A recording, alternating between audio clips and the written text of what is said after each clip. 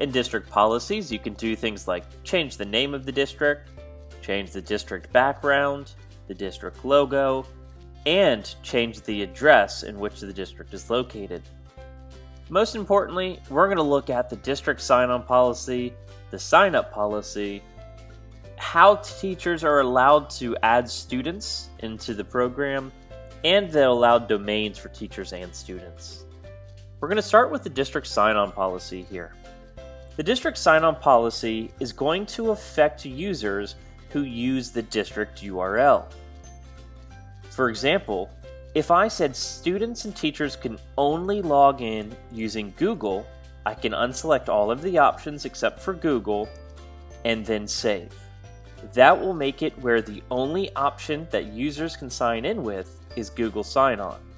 That means they can't access their username and password account, their Office 365 account, or their Clever account on Edulastic as long as they're using this district URL. Now on the flip side, if a user went to edulastic.com and did not take this district URL, then none of this will matter. So if you plan on changing the sign-on policy, it's also going to be important to make sure that users are using the district URL to get the most out of these settings. Our suggestion is that if you choose one of these options and you use the district URL, that you do this if you're a new school or a new school year in which there's a low user count, meaning that you're not going to affect a whole bunch of users that have been using it in the past and already have data, classes, or assessments built. The next thing we'll talk about here is the district sign-up policy. This is when you get to decide if teachers and students can sign up. Now, a reason you might turn off the teachers signing up is because sometimes students like to sign in as teachers and get the assessments. Now, that doesn't always happen, and it probably won't happen to you, but if it does, that's an option.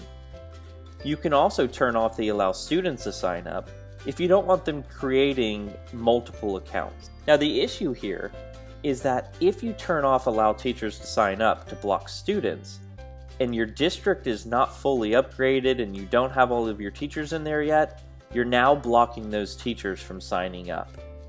This means that the admin will have to manually go in and create the accounts for any teachers that need to be added. Our suggestion is to turn off if you have a full district Clever Sync. And the reason why is all of your teachers and students are already added. The other suggestion is that you leave it on, but then you set the domain for the teachers and students. This domain will be best if the teacher and student domain is different, meaning this one might be at .k12.us and this one might be at students.k12.us. Student in addition with, and then your options. Now the good thing here is that this means you can tell teachers the only way they can sign up students is using Google usernames, or maybe Office 365 usernames. And this makes sure that the students get signed in the proper way. Again, coming up to district sign-on policy, this is going to make sure that you don't have to worry about login information, because if it's a Google username, the district already has that information. Now, another good piece here is if I turn off first name and last name, it really lessens the chance of making duplicate accounts. If I were to make a student and put in their first name and last name, it creates a random account. Now, if the teacher next to me also puts in that first name and last name, it creates them a second account. It won't link them unless the teacher actually goes in and searches for the existing student. In most cases, this is happening before they learn how to do that or before they're marked premium and they don't have access to that, which means that they're creating duplicate accounts. About here is the allowed domain for teachers and allowed domain for students. With the allowed domain for teachers, the positive is that it's going to block students from joining with personal or with student accounts. This is going to make sense if the teacher account is different than the student account. Something like the teacher's account is just at k12.us and then the students is at students.k12.us. So that would be very helpful there. The negative is that teachers that are not using the correct email, so that are not using that domain that you put in here, maybe they're using a personal account like a Gmail, it's going to block them from being able to access that account. Our suggestion is that if you're new to Edulastic, or if you're in a new year with low teacher count, that you go ahead and set this domain as long as the teacher's account is different than the student's account.